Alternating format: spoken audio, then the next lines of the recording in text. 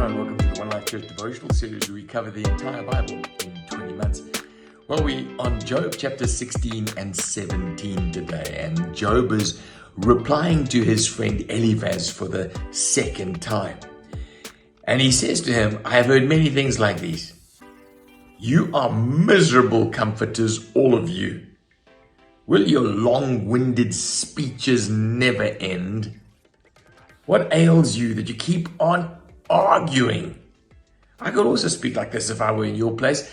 I could make fine speeches against you and shake my head at you, but my mouth instead would encourage you and comfort you from my lips, and you'd find relief from me. He's basically saying to his mates, you haven't helped. I've got wounds on the outside, now you've wounded me on the inside.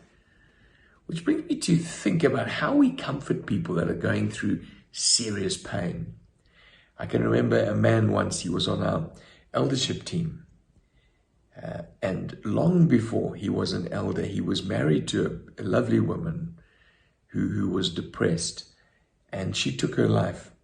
I was a new pastor. I'd only been leading the church for a number of years, and I sat with the family, godly boys, godly girls, and the dad looked at me and he said, Grant, I want you to use the word suicide when you speak at the funeral. I don't want you to say she's passed away. I don't want you to say, she's gone. I want you to use the word suicide. I want you to be honest. And then in addition, he said, I want you to talk about what she's experiencing now.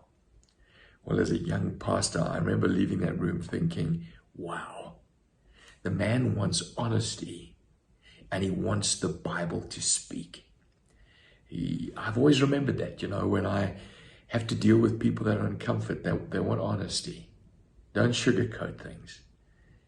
And they want the Bible to speak. Now, the mistake these friends made is that they were judging him, that they were superimposing on his situation their views of him, their value judgments of him. And they were, in fact, weren't allowing God's judgment to come. They were casting the judgment. No, we don't do that. We don't do that. And then he says, in verse 6, he turns his attention to God, from his friends to God. And he says, you've worn me out. This suffering has caused people to mock me and cheer me, and you unite against me. All was well with me. But he shattered me, and he seized me by the neck, and he's crushed me. My face is red with weeping, and my dark shadows around my eyes. Even now my witness is in heaven. My advocate is on high.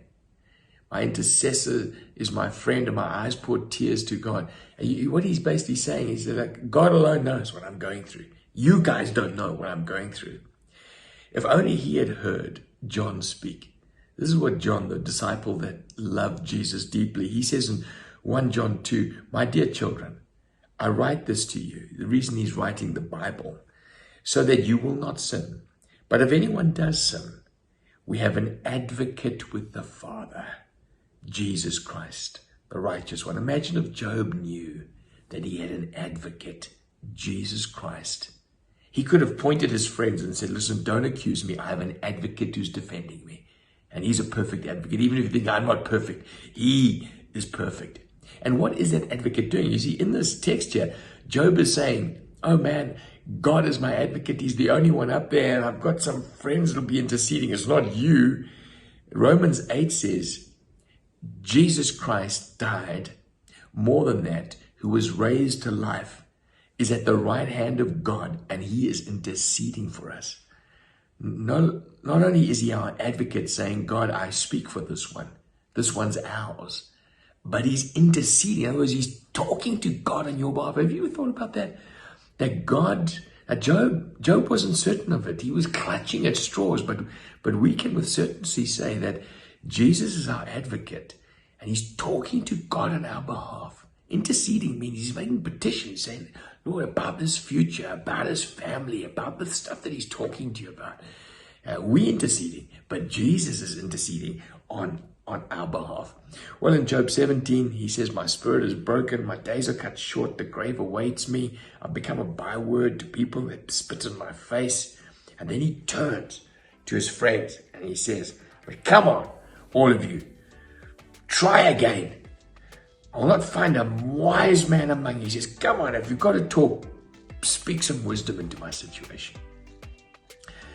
Well, as we go through this, I trust you remember these two things. Jesus is your advocate before the Father, and he's interceding for you. You have far more reason to hope than Job did.